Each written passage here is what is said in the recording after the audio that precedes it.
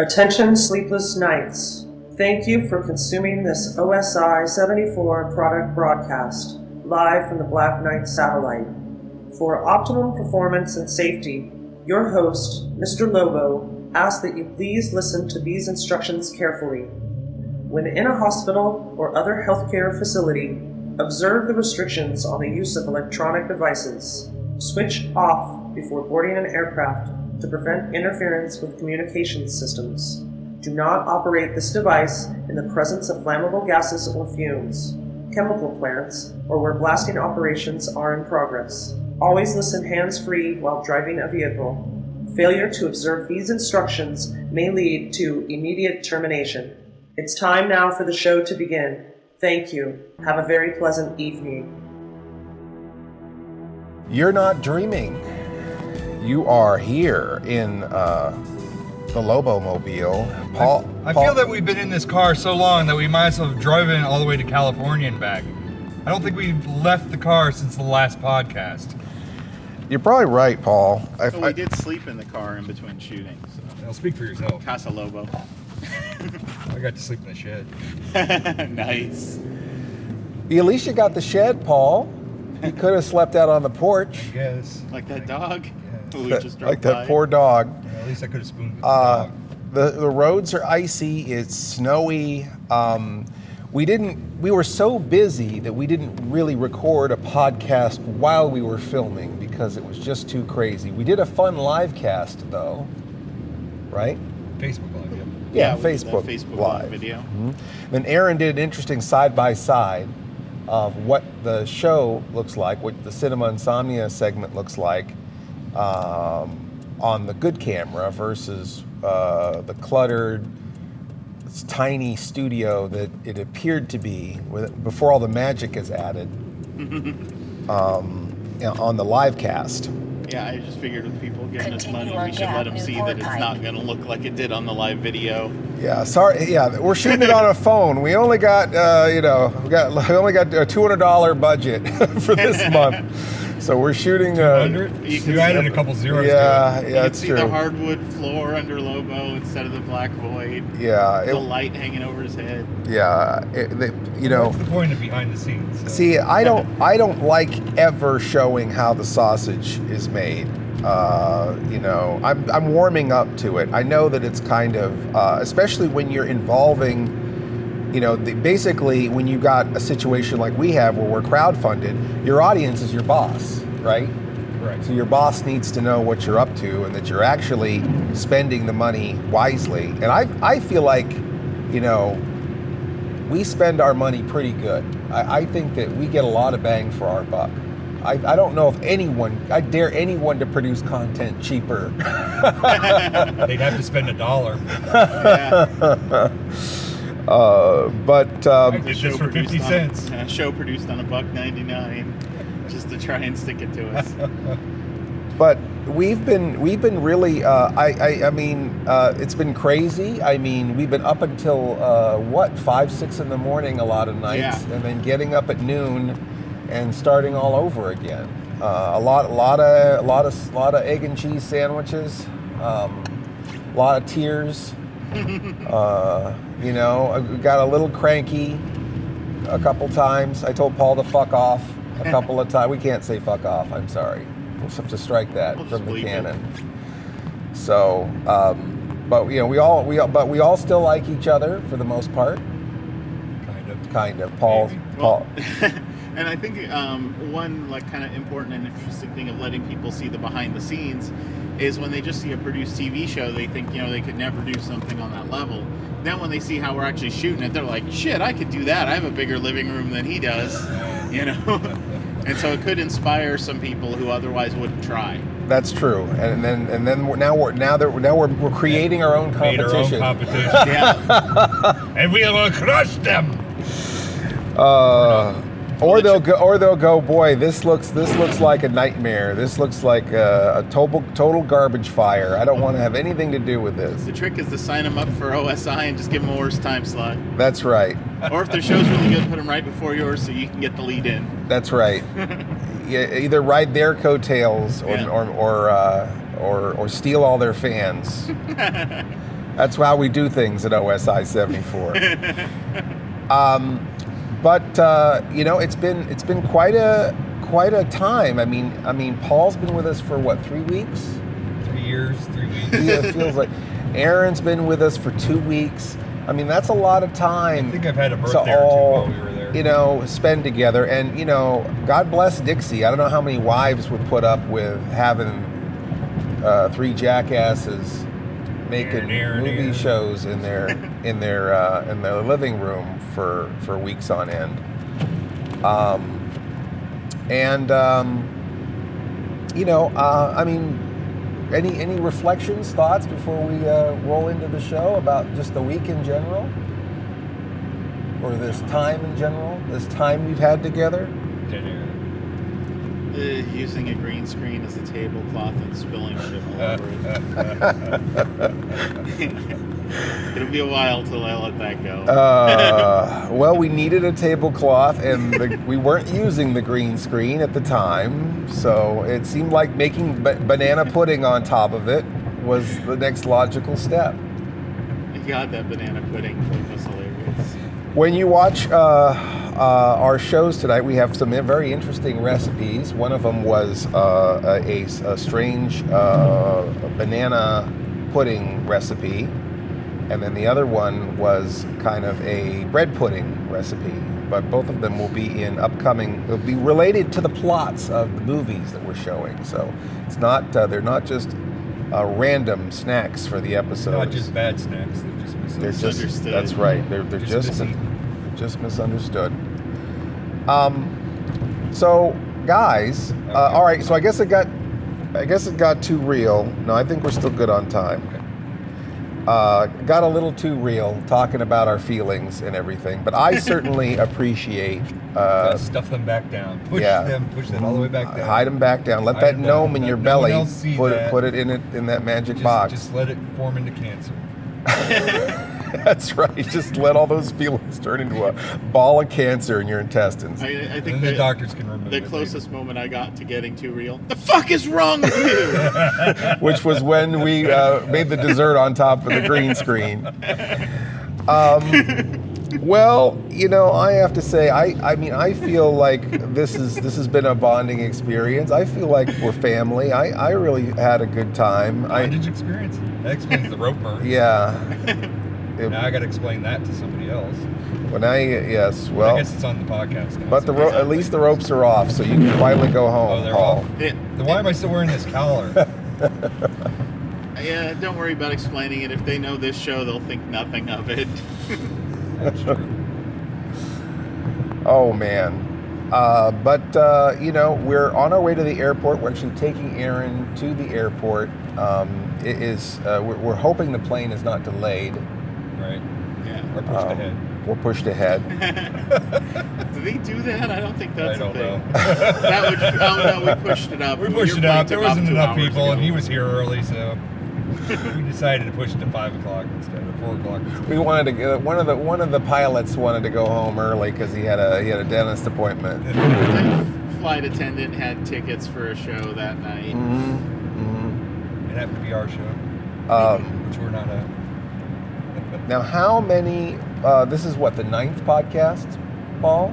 I think so. Yeah, Something like that. and this is the 3rd one we were doing in a car. Yeah. Correct. A traffic problem was reported on Of course it was. Colchester Highway. Now the Garmin is getting into it. I mean, I guess the only other thing is because we were so locked down with, so focused on the show that we didn't get any in between. Yeah, that's the We were going to excuse. sit down with Aaron and discuss, and we just blazed ahead. Yeah, that's right. We were going to have Aaron sit down and do a podcast with us, but at a certain point, all of the multitasking was really kind of I think bogging down the core getting episodes done, and then it got so late that it's like, okay, well now we got to just focus down, lock it down, and just focus on knocking out as many episodes as possible. And if you think about it, the amount of shooting in one episode of Cinema Insomnia, 18 to 22 wraps, and the ones that we both did were 22 wraps. I Yeah. think we have about 3 finished shows and some parts from this trip. We were hoping for 4 episodes, 4 usable episodes minimum by the time Aaron had to go back. Looks like we have 3 and some parts, right? Of new episodes. But the good news is that I feel like we've shot some of the best cinema insomnia that we've ever shot. I mean, I feel like it looks good. I feel like there's a lot of strong jokes. I feel like there was a lot of great props, a lot of bizarre. Oops, sorry. This microphone is going to be interesting. Set pieces, right? We had some interesting set pieces. And it's all downhill from here. That's folks. right. That's right. It's all going to be. We're just going to push it out. Episode 14. Did they shoot this on VHS? Yeah, just grind it out. No, but I think that I think the we didn't compromise quality. I think we've got some very, very fine, diverse, interesting, fun episodes coming up that the fans are going to really like. At least I hope so. I guess you will be the judge how good these episodes are. We're going to take a break. Thank you for listening to the Sleepless Nights of Insomnia on the road. 4, 3, 2, 1. Man has conquered the moon. The world has witnessed the epic journey of Apollo 11. Now the stars lie ahead. Now take another momentous journey to the far side of the sun. But what happens when man boldly ventures into outer space and discovers a vast mystery on his incredible journey to the far side of the sun? A planet that is an identical twin to our Earth, where you and every human being have an absolute double, where you can meet yourself face to face on A Journey to the Far Side of the Sun, the astounding chronicle of man's challenge to the universe and the galaxy's fight for survival. Journey to the Far Side of the Sun from Universal in color is rated G, suggested for general audiences. So do we not record any of that? None of that. So we'll start. Oh, nice. God damn it. Jesus. All right. 3, 2, 1. And we're back. We are driving. Again. Yes, in the car here. Mr. Lobo doesn't know how to operate the recorder, obviously. This is Mr. Lobo and Aaron Lane and Paul Sanders. We are the Sleepless Knights, and we are driving into the freezing weather to take Aaron back home. While we were shooting, and I mean, I am really impressed with the job that was done there. I think, Aaron's skills as a producer and behind the camera were very impressive. Paul was very impressive. I mean, the both of them were incredibly dedicated. I think that we had an amazing team putting these shows together. It was just like, it seemed like we were there for 20 months. I mean the opposite. I thought I had 2 birthdays. It actually went by fast, but I feel like we did 20 months worth of work in 2 weeks. There was a lot of. I think we probably could have, with as excellent as both of you were, I think we probably could have used maybe one more Well, it was nice dedicated. It was nice when we had the intern and we had that extra hand and stuff like that. He could maintain the prompter when I was doing my roles, or the slate when times were a little bit lighter. Yeah, it would have been. I mean, Paul, there was a couple points there where Paul was juggling a lot. There was a couple of scenes where Paul would get the prompter rolling.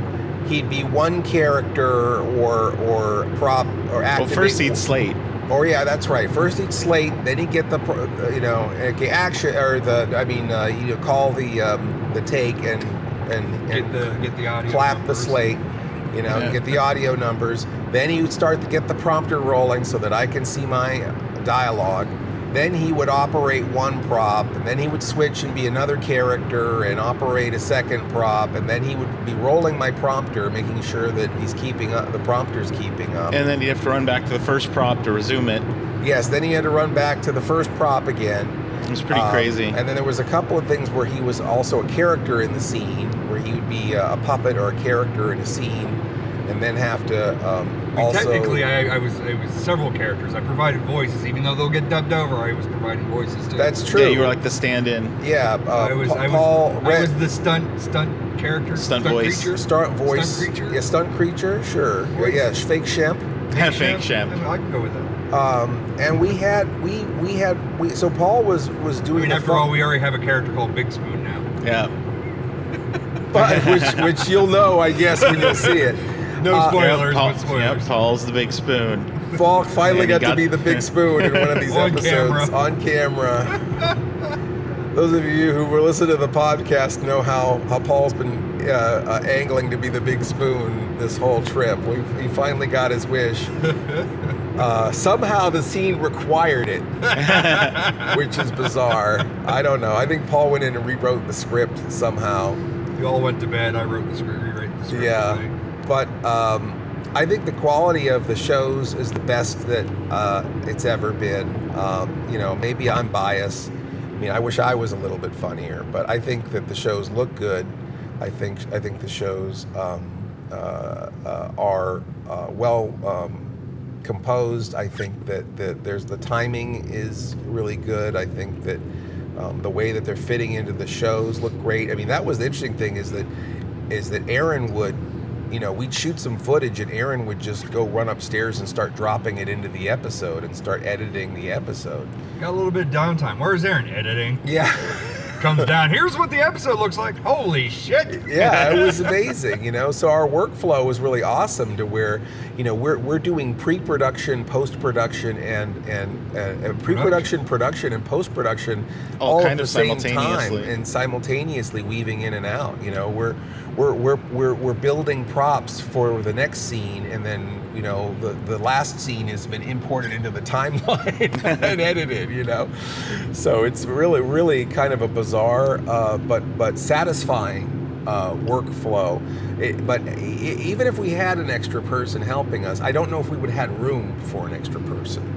I mean, it was this very small space. I think if our patrons keep coming through for us the way they have been, if it keeps exponentially growing, we could rent. Especially when we had the actors and stuff. We could rent a studio. Or if we have any patrons in the Philadelphia area who have a space they don't always use, hint hint. Yes, something drivable for us. Yeah, like within I feel like that would be worth a producer credit or something. Where we're at, it would be great to maybe partner with someone who's got a studio. And we'll make it worth your while. Wink, wink. Can an insomniac sleep his way to the top? I don't know if that's possible. I don't know. I did a lot of sleeping. We did. They can try it, but as we've discussed, Paul wants to be their big spoon. He insists on me. This is in his contract. But we were saying about that's the writer. Having a lot of actors there. Now, we did a lot of scenes. We had several Real 7 girls. We had creature performers, people helping. We had an intern. Wendy and Brandon came over. Wendy Soes does a lot of costuming and builds things for cosplay. And she helped us by really cheapening her act and helping us build a couple of garbage bag monsters. Spoilers, right? Spoilers. And then her son Brandon, who has been interning on OSI 74 and helping us upload shows, has been also came in and ran the slate a little bit and performed one of the creatures, and so we did have some of those, and then we had Real 7 girls performing in the show. And Dixie would be doing a lot of the entertaining of our guests or actors and volunteers. And we're in this house, we're just in our house. So you have to be completely silent or you can hear everything on the microphone. So if we had a bigger space that maybe had a green room or a separate area where people could be waiting to be in front of the camera, that would certainly help things a lot, because there was a couple of times when they just had to leave the house so that we could get the shot. Go drive around the block for an hour, please. Yeah. Like last And then they night. get the text, can I come in? No, leave for another 45 minutes. It's like a colicky baby, just drive him around the block. Can you take the cat with you? Yeah, we also wouldn't have to contend with the garbage cat if we were in a studio space. Yeah, Garbage Cat was another one.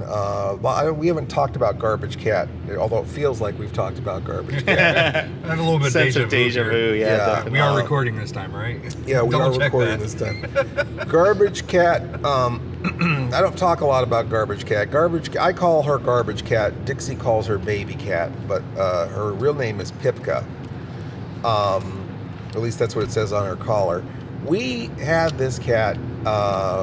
This cat came into our lives. We were adopted by this cat. This was a neighborhood cat that we didn't really know who it belonged to, but it was trying to keep warm under our porch, and we felt bad for it. So we made a little shelter under there out of an old cooler, and started feeding her. And she would just, whenever we'd drive up in our car, she'd come running out from behind the garbage cans right up to us, and that's why I started calling her Garbage Cat as a joke. And as it was getting colder, we're like, does this cat belong to somebody? Because it's getting cold. And we finally found the owner of the cat, and the owner said, oh yeah, we own the cat, and we keep her in the garage, and we have food and stuff there for her. But we can't have her in the house because we've got 2 dogs, and she's afraid of these dogs, and she pees all over everything. And that they inherited this cat from hospice care or something, where the cat's owner had died, and she was a hospice care worker, and she kept the cat. Brought it, couldn't find anybody to take it, and brought it home, but she's got these 2 dogs, blah, blah. So we thought, oh, okay, well, at least that's a story, but we were kind of concerned about this cat, and we grew kind of fond of this animal, and then they decided they were going to move, and they're like, well, we're moving away, so say goodbye to this cat that you really like. And Dixie was really sad, because Dixie really liked this cat. And they moved away, and we thought that would be it, that we'd never see this cat again. But the cat came back the very next day. The cat came back. We thought she was a goner, but the cat came back. She just wouldn't stay away. And so this cat just started hanging out in our house. Her family moved away. That's why we needed the second take, was for the snaps. Yeah. And we thought she moved away, and so she is... When we looked at her face was kind of scratched up, and we're like, oh wow, she's a scrapper too, she's out there getting in fights. And then we saw in a closer inspection, she had no front claws, she was declawed. And we're like, well, this cat can't be outside. This is a indoor cat, she can't defend herself with no front claws. Yeah, you're not supposed to put a declawed cat outside at all, let alone let them live outside regularly. Yeah, so we contacted the owners again and said, look, can we just keep this cat? And they talked it over with their family and said, yeah, keep this cat, keep the cat. She obviously doesn't want to live with us. Go ahead and keep this cat. So Garbage Cat lives with us, and Garbage Cat loves to ruin takes. I think Garbage Cat lives for it. She can walk through the scene to where her tail is wafting into Mr. Lobo's space. I love how she walks into the room, walks in front of the camera, and looks around to make sure see if we're watching or not. Yeah. Slip behind the curtain. If we're watching, she won't slip behind the curtain. Yeah, and If she thinks she can get away with if it, she then she's gets back behind the black curtain, then you'll hear her snoring. there. Whatever bags we Well, have and back. yeah, later she discovered the plastic bags and started playing with those. Yeah, crunching plastic bags, and it's The just snoring was hilarious because we're just like, what is that noise? Yeah, we thought there was a problem with the microphones. There was something in the line or something, but no, it's just a cat snoring behind the curtain. So anyway, so that's Garbage Cat, aka Baby Cat. Maybe we'll write a character for the cat in future episodes, so we have an excuse for her to ruin the show. Poor cat. Yeah, we had joked around about making her like a pord creature. She does look like a pord. Yeah, Maybe slap some there wings could on be a her. whole planet of those cats, perhaps. And in the 50s, Mr. Lobo has a cat, right? Oh, what is he? In the Atomic Brain, yeah. Bartholomew von Puss Puss. Oh yeah. Or Barfy Puss, for short.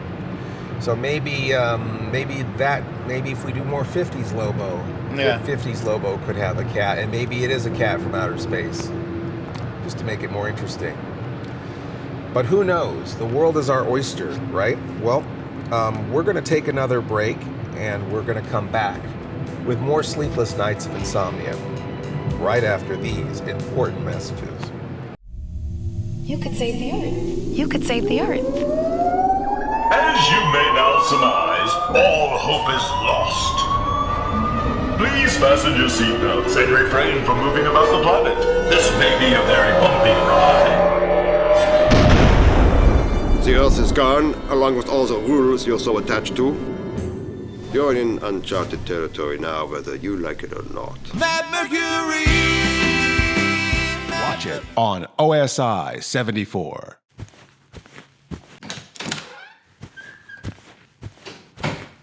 Hey, Mr. Lobo. Oh, Paul, what's up? I have a question here about this memo that I got from you. It says that Bestow TV now needs a commercial? Oh, whoever wrote that should get fired, I think. I'm not quite sure what to put into said commercial. For Bestow TV, I mean, you just talk about your channel. Like creative continuity and its sister show, bonus content? Right, all the convention culture and the interviews with celebrities and all that stuff, sure. Well, I guess I could also mention the cosplay montages, costumes. Costumes, right. Astonishing cosplay montage set to an epic soundtrack. I guess there's convention rewind, too. Those are great. We've run those on OSI 74. So I guess that's all I need, so I guess all I have. Are you sure? Because I think there's one other show that you produced for a Bestow. I don't know what you're talking about. With Mr. Lobo. What that we do together, the thing that we do. Remember all those videos we did? Oh, like Mr. Lobo does. Yes, Mr. Lobo does, of course. That's awesome. I'm going to get right on this. I'm going to write up the script. Hey, wait, Paul. You forgot to tell him to go to bestow.tv or youtube.com/bestowtv. Idiot. We're actually recording this time. Sure this time. I'm sure. Why does positive. Why does it say take one? Why is it saying format? Oh, this show has no format. Cut and format. Yeah. That was great. That was great, guys. Call it a night. I don't think you know how to work that camera. Oh my gosh. So an epic adventure comes to an end. It's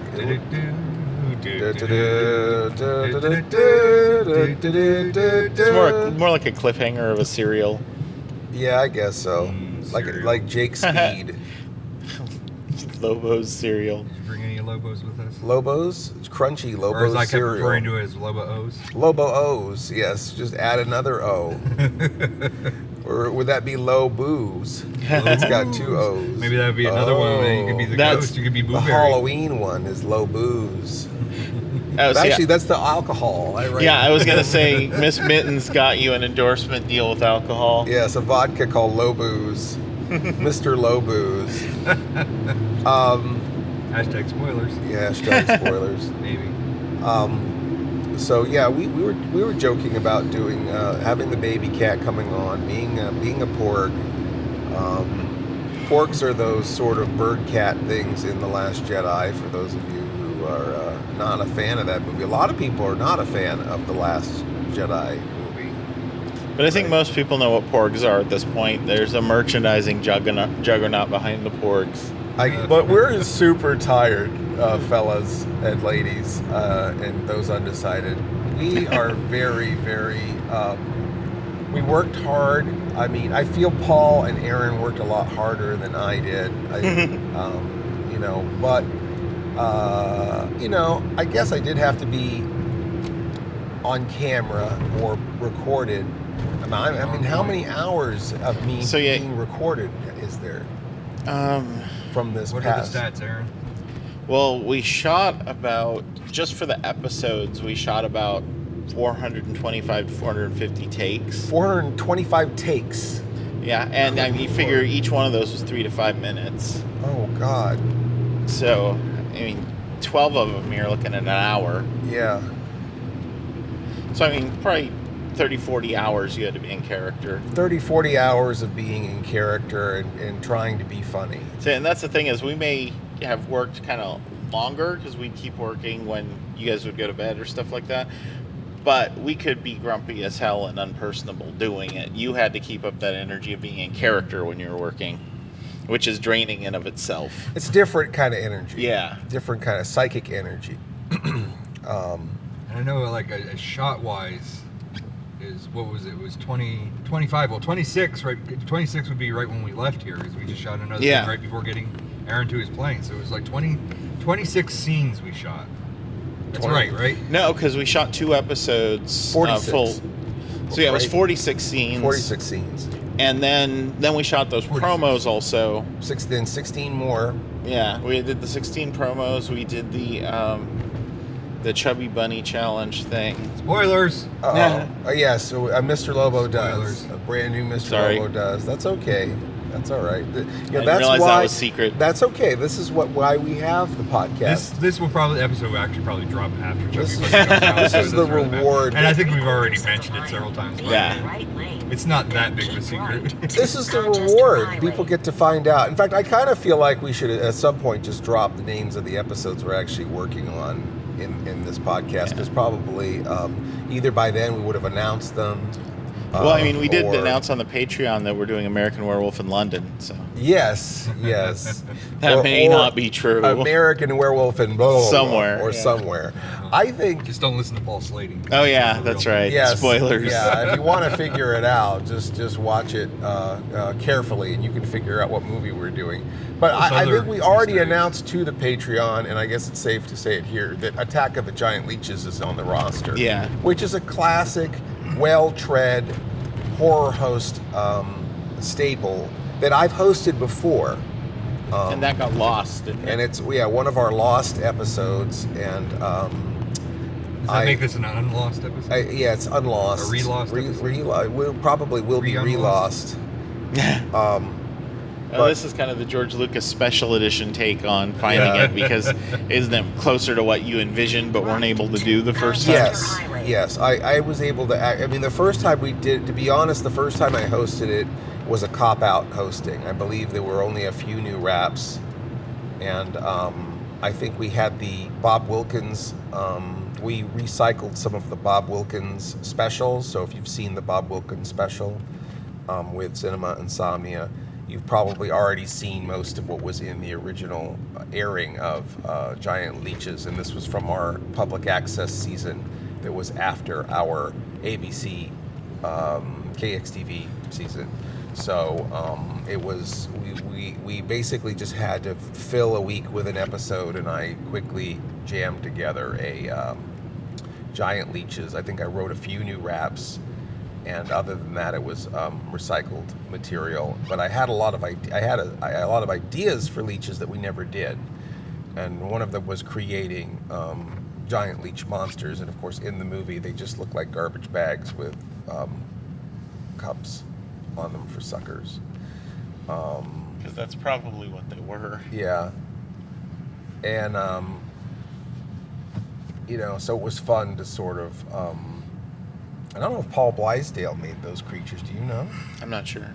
If he did, he was operating way under his typical skill level, or perhaps much like Wendy on this episode. Yeah, or the necessity of them being able to they have to get wet, right? Yeah. So that probably limited the kind of resources you could put into making it a convincing monster. If you've also got to make a convincing cheap monster that can also get wet.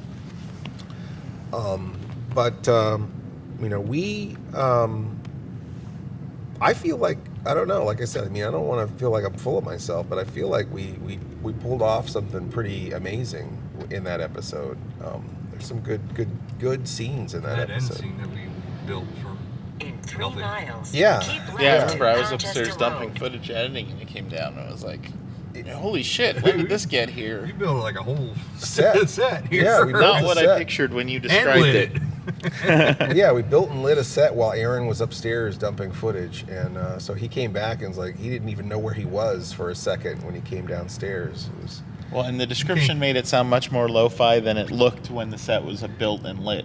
He came downstairs and he said, "Is that a green screen? What the fuck is wrong?" Oh, wait, that was the other thing. That was sorry. That was in the snack bar. Yeah, when we did a snack bar segment for our other movie, and we were looking for a curtain that had a different look, and since we had I have a feeling we're re-entering this one too. Yeah.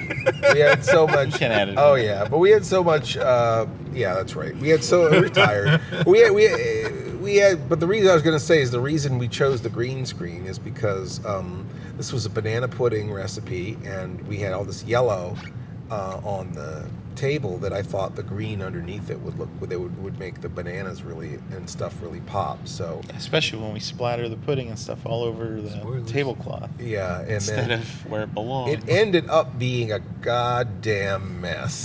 Yeah, it's like we might as well have like buried some firecrackers in the pudding and lit them, and then just step back and watch I what actually happened. don't even think we can shoot any more shows until I fully dry clean this suit, because I keep finding like weird hard spots. It was last night, banana wasn't it? We mush. found another patch of it.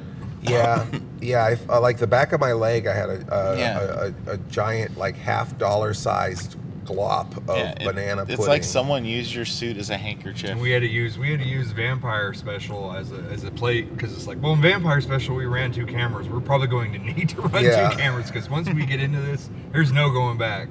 There's no second takes. There's no if the camera shuts off. Yeah, that was really sad because we could only afford like one bunch of bananas. So we really had to get this in one take. And because we had to get this in one take, we kind of gave ourselves a few stopping points, a couple of places. We broke it down into 4 spots. Yeah, we broke it into 4 parts. So yeah, which if I'd have realized the situation was that tight, I would have bought more bananas when we were at the store. But I didn't know until we went to shoot. I've got a lovely bunch of 4 bananas. There they are, sitting on the floor. Yeah, we didn't talk too much about. Yeah, we didn't talk too much about money situation, I guess. But at one point, we completely ran out of money for the month for the. Again, this is a lot more expensive than it looks, and I think that people don't realize the cost in feeding everybody and buying props. Buying batteries, Props to the patrons for that bailout. Yes, huge props. I just went on and said we blew the budget for the like. Who gets to do that? Where it's like we're idiots. We didn't budget properly. Our finance department didn't do good. We're totally out of money. We need a cash infusion, and I'll be damned. The fans came through. So many of them, Moxie and Gary and William, and I wish I had my list here in front of me, but Cliff, and on, Kim, people who, and anyone that I forgot, I apologize, I just don't have any list in front of me, but I certainly appreciate the fact that you guys came through and pitched in and put your funds together to give us a little more money to work with and give us a little bit of breathing room. And we were down to like our last $2, and it was really. And when you watch those episodes, every bit of that $2 shows. That's right. That $2 is all up on the screen for you. But we see every penny of that $2. Every penny of that $2. It's literally we went to the bank and got pennies. And made an entire set out of pennies. Is it raining real bad in California? Apparently, one of my friends, Crystal, had posted online that was like raining and so foggy. She posted a picture of it that she could see like a few feet in front of her on her drive to work and almost wrecked her car. Oh gosh, that's terrible. Yeah. Wow, that's serious business. So yeah, that's why I was joking when Dixie was talking about going back to warm, sunny California, and it's like, yeah, the weather's not much better there right now than it is here. Wow. Well, when it rains, it pours. Yeah. When it snows, it pours. When it snows, it pours. When it snows, it rains. Yes, that old saying. That old. So we're going to take another break. I want to thank you all for joining us and coming with us on this historic drive to take Aaron Lane back to the airport after a long and victorious cinema Insomnia shoot. They're flying high from one city to another and one man to another. Bedroom stewardesses. They wake up in some strange place and take the next flight out for more fun and new thrills. They're the girls who've got the class and that sexy wink in their eyes that says hello in a special way. Bedroom stewardesses. The girls who invite you out for a drink and they've got a wilder imagination than you do. Just relax and let these girls make all the plans. You'll just love it, and they'll just love you all night long. Bedroom Stewardesses. Don't miss Bedroom Stewardesses for the sexiest look at the most erotic globe-trotting girls who ever took your special order. Bedroom Stewardesses, rated R for adults. No one under 17 admitted without parent, from Independent International. This is our final segment. Final countdown.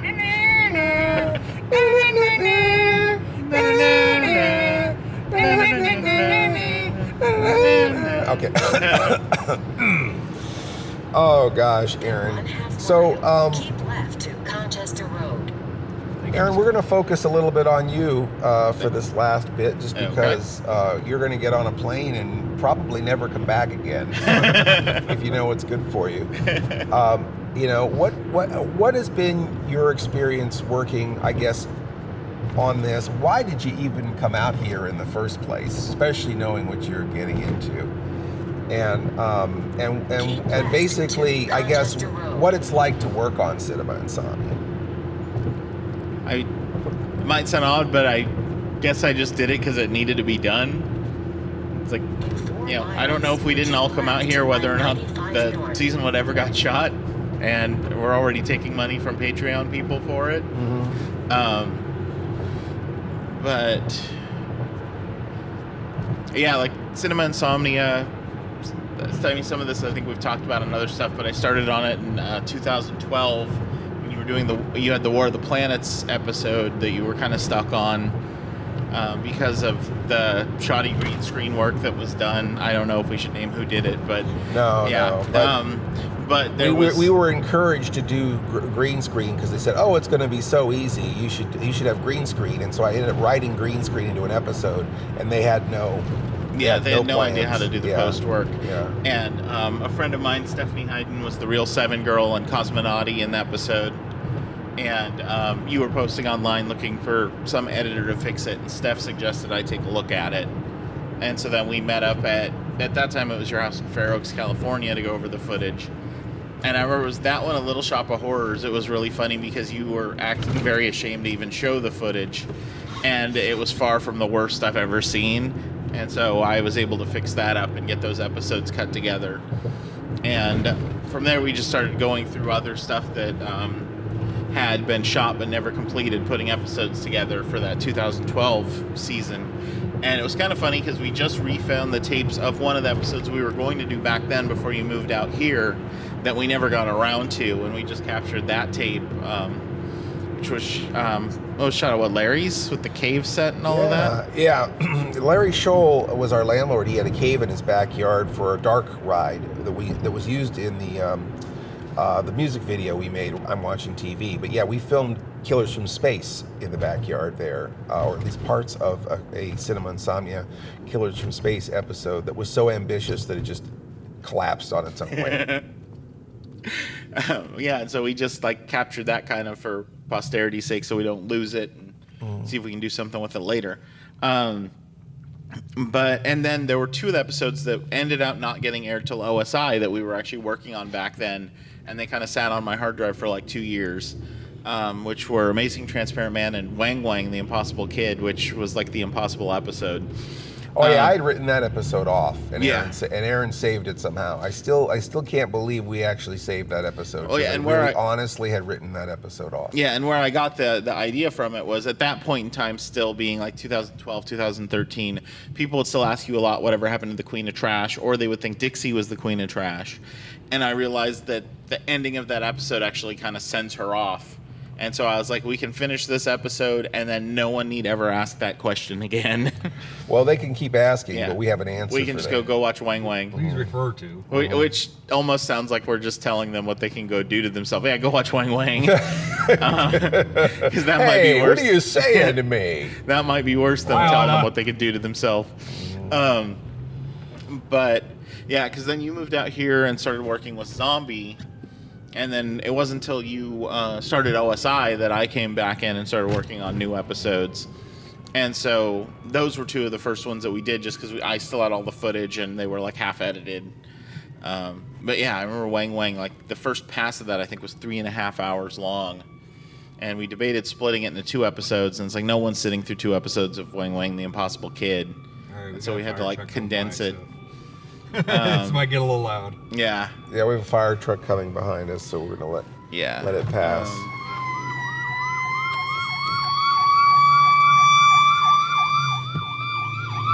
You think it's going to that accident that's up ahead that the Garmin was talking about? Was, the construction we just drove through. That's what it was warning us about. But yeah, so part of why I decided to come out here and help with shooting episodes, and originally we were going to do that in October, but we got so wiped out by the cons that we didn't get anything shot. We did 2, just for the listeners at home, we did 2 OSI 74 appearances where it was me and Sleazy and some of the other characters from the channel and producers from the channel like Aaron. We all came together and did a panel discussion and ran a table at 2 different conventions, and it was a lot of work. And Ormond was there, and I was at RetroCon, but I was at Midnight Frights. Midnight Frights. Yeah. Were you not at both of them? No, I was at New York Comic Con the week. Oh, that's right. The other one. Oh yeah. I was at a con, but just not that one. But Paul was at a RetroCon. Though. Yeah, but I remember that now. And it was wonderful to have Aaron out for that. I know we didn't get into making Cinema Insomnia. Really, we had just too much on our plate to really successfully do that.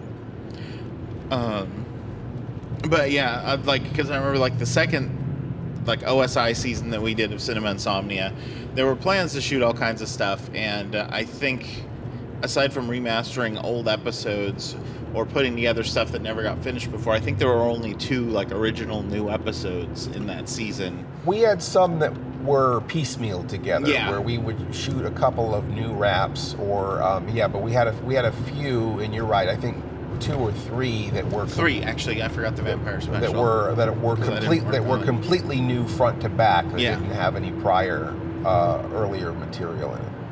Yeah, and so I figured it was much more likely that we could actually get a whole season done if I was out here and Paul was out here and we were all here at the same time to kind of drive it. And it'll probably take a couple more trips to actually have a whole season complete. Well, I mean, it was good because like the Vampire Special, or we've done DVD commentaries and stuff like that. And I know earlier in the podcast we said about how I wear many hats and have to run around and beat creatures and stuff like that. Add camera, audio, and directing to that task, and that's a lot. That's a lot for one person to handle. Well, and then I was very thankful to kind of hand that off and be like, all right, this is yours to take care of. I'll work on this thing over here. And I'm really good at finding how to fix technical problems that pop up. So, because with the Vampire Special initially, there was the problem with the sound where I from California ripped it, fixed it, and put it back up. And now it was one of those things where I could be doing that while we're dumping the footage from the camera, so it never makes it to air that way. When we do run into that type of stuff. Well, and Paul was really great at preparing for the production. Yeah. As far as isolating all the props and organizing the sets and everything. And I would literally come downstairs and it'd be set up, or there would be a set, and that was pretty impressive. It would be I just went upstairs 45 minutes ago. Either of the 2 left lane. Now there's an elaborate location. And it was really nice too to have 3, because I'm a producer, Paul's a producer, Aaron's a producer. It was nice to have 3 brains on everything. It was a good checks and balances where sometimes it was worse. So why do we have to make this more complicated? Yeah, that's true. That's true. But also there is that person to go, are we making this too complicated? You know what I mean? Hold on a second, I can't see out that window. Sometimes that was the voice of reason versus the voice of more ideas. So, it was very rarely too many cooks in the kitchen. Most of the time, it was us all working in the same direction, getting it done. Too many cooks, not enough Indians.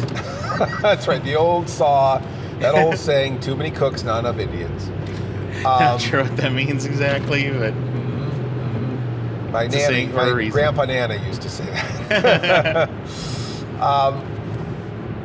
But we really, I had fun. I mean, I really enjoyed the experience. Like I said, I feel like I created a lot of those problems that Paul and Aaron were fixing all the time. But I did, at the same time, I felt very supported, and I felt like we were doing some really, really good stuff. I mean, it was making me laugh. Everybody else seemed to be laughing. I felt like we were doing some good material. Yeah, it was a fun shoot. You know, I mean, you've been on some not fun shoots. I've been on some not fun shoots. I've been on a lot of not fun shoots. You know, And I try to keep it light for everybody. Yep, Paul's a Where you're ready to jokester. just- Yeah. All right, asshole, just shut that Yeah. Stop trying to lighten the mood. We're trying to be sour. I was under the impression there was supposed to be death involved. But you know, only if you win. Only if you win. Yeah, you'll see all that that Mr. Lobo does. Spoilers. But on top of, you know, that is the thing too, is that, you know, a lot of the stuff that we did with Paul kind of kept us out there with the fans. So the fans didn't felt like we just built up a wall or closed them off. You know, a lot of this podcast, the live stream stuff, the little YouTube videos, all of those things keep people invested and keep people involved and keep people supporting the show. It's going to take a lot of outside support to be able for us to really do this autonomously and do it you know, the way it needs to be done. We're going to have to bring in a lot more fan support. You know, we're at 55 Patreon supporters right now at the recording of this broadcast. We want 113 supporters as our initial goal. And we've only really been at that for about, you know, not quite 2 months. You know, so I feel like we only crossed 50 last week. I know I was there when. Yeah, we had 50, I think, when you got out here. So we've had what? Well, I don't know if we had 50. No, we crossed 50 while I was here. Crossed 50 while I we were remember out you here. posting about Yeah, it. I think we had 40 something when you came out. Be in either of the two. So left we I think it was 47 because I made the joke about it being the inverse of 74. Right. Yes, I think that is right. Yeah. So, you know, we still have new patrons coming on, and to be honest, I haven't had as much time to push for new patrons since we've been actually making shows. You know, that is something else that we need, or more people working in the marketing and promotion department, or the and I know the we PR side of things, because, you know, to be able to have to do Stop dead. Yeah. Middle production to do that was kind of. Well, and I know we were talking about doing something pretty big in the next few weeks for Patreon only, at least for a while. Yeah. That I think will be a pretty big draw for Cinema Insomnia fans. Yeah, I think don't so. know how much I want to give away. Of Yeah, that, but, they're going to feel really left out if they're Yeah. not on the Patreon. Yeah. Because we're going to be doing something really special that nobody else is going to get, and so that is something. If you have ever considered yourself a hardcore Mr. Lobo or Cinema Insomnia fan, you're really going to want to at least be on board for the next month or so. And again, you know, $1 puts you in the super core. Yeah. You know, you're on our team, you know, and you have an access to Mr. Lobo that other people don't have, and you also have a lot of exclusives, you know, to material that other people don't get, and ability, and also to other doors opening. Like, we're going to be selling props and things, original props from the show. We're not letting people in the general public get some of these items. These items will only be available to people who are within our super core. Wow, something just hit the windshield. Yeah, ice flew off the car up here because you know there's Pennsylvania law is you have to have your car completely clear. But and that's why that asshole just drove by with all. So a big chunk of ice windows clear. just flew at the car. Well, and like you were saying about the props, a couple of those are going to be pretty legendary among Cinema Insomnia fans that they will have a crack at. Yeah, you will So have. that's a reason Am to I allowed sign to up. spoil the one prop where it's like we thought it was from one thing and Oh yeah, that was we were like, hilarious. no, it's not where we thought it was, so we included it in this in 2 That's episodes. not the prop from this episode. I had put it in. I had these mustard and ketchup containers that were in my props. Now they are in my Cinema Insomnia props, so I assume they were the mustard and ketchup from Horror Party Beach, because that's the only episode I could think of offhand where we may have used those. And also I decided to put it with the ketchup. With the ketchup bottle that Carlos Borloff threatens to hit me with in the haunted house special. So I thought, okay, we've got a real bottle of ketchup that's 5 years old, and this mustard and ketchup bottle, a nice little set. This is from the haunted house special. This is from Horror Party Beach. And then Aaron comes downstairs because he's putting the promos together, and he's like, "Go ahead." Yeah, and so I actually went for each one of the promos we did for the items, I went back to the episodes and took a clip and brought it up alongside Lobo, so you actually get to see the item get used in the episode. And when I went to Horror Party Beach and pulled up the ketchup and mustard bottles, they did not match at all. And so I came back downstairs, I'm like, those aren't from Horror Party Beach. Would you just grab something you bought at the dollar store and you're just selling it on Patreon? Like, they're not going to know the difference. But yeah, apparently, who knows what happened to the actual props, and these were just some ketchup and mustard bottles. Yeah, we're probably using the props in our refrigerator. Probably. For mustard and ketchup. Yeah. And so then we went back and put these into the new episodes, so they can now be props from Cinema Insomnia for some later date. So this bottle of mustard and ketchup has appeared now in 2 of the new episodes of Cinema Insomnia, and possibly 2 of the best episodes of Cinema Insomnia. Most memorable. Yes. So please be looking for that. And but the two greatest treasures of Cinema Insomnia right now, as far as I'm concerned, are sitting in this car with me, and that's Paul Sanders and Aaron Lane. I think that I could not have done it without you guys. It's there's a sadness here that Aaron is going home. I mean, I guess I gotta ask Aaron, are you gonna miss these fucking Pennsylvania highways? Because I know you've been in this car for like 3 weeks now, according to this podcast. Yeah, the roads not so much. Getting stuck behind Amish buggies not so much. That was a very surreal experience. Though that was something that was funny on one of the days where we had downtime. A friend of mine from high school out in California, Robin Kesno, had just moved out here and had not told anybody. And so when I posted I was out here, she was just like, "You want to get coffee?" And it was kind of like, what the hell? Because she, as far as I knew, she lived in Napa. And so she actually wanted to do touristy crap. And so she took me to like this Amish town and like paid for us to have like an Amish buggy ride around the city. I'm like, oh, now we're the ones holding up traffic. And so I thought that was pretty interesting. Right.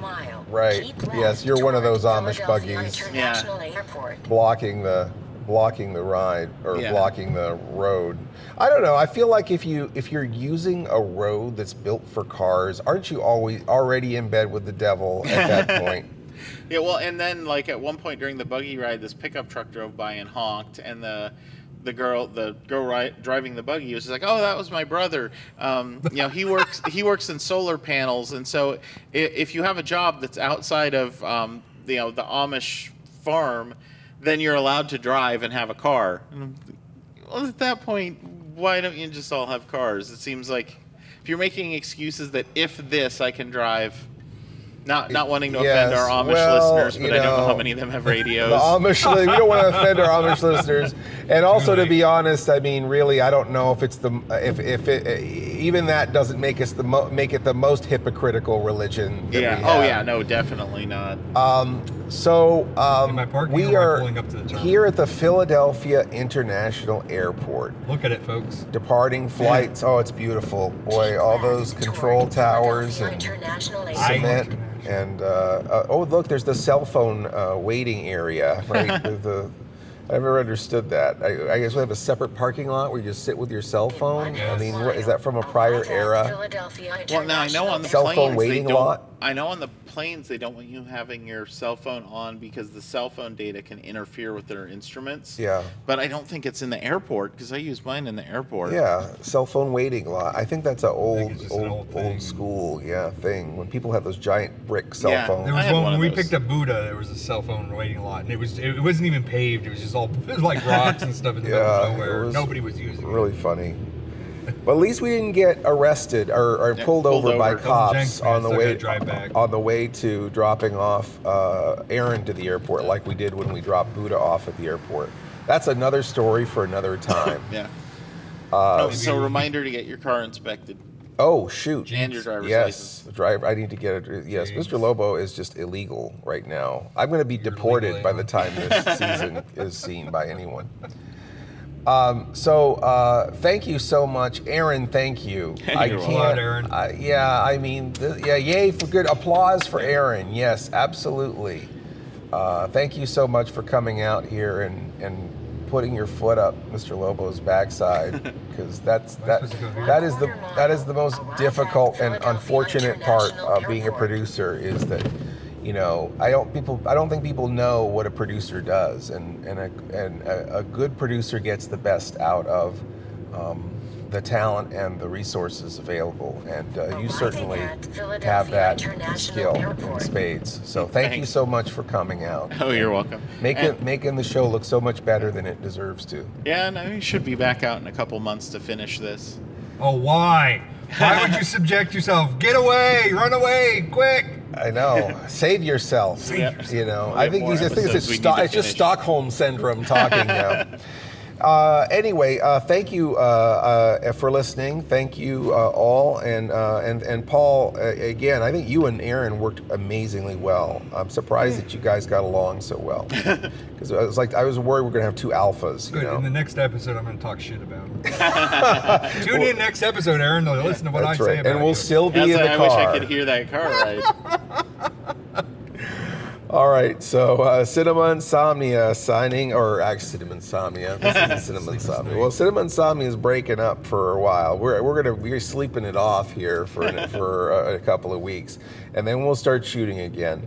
Paul and I definitely can do some shooting now that we've got. I think the machine is in place now, and I think that Paul and I can continue and shoot some episodes, even without Aaron's mighty foot up our backside.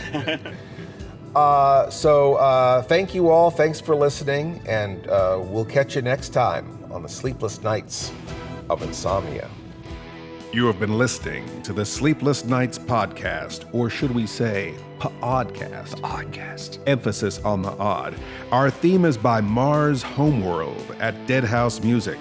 Our opening announcement is by Ophelia Necro. She does a radio show called Suicide Watch.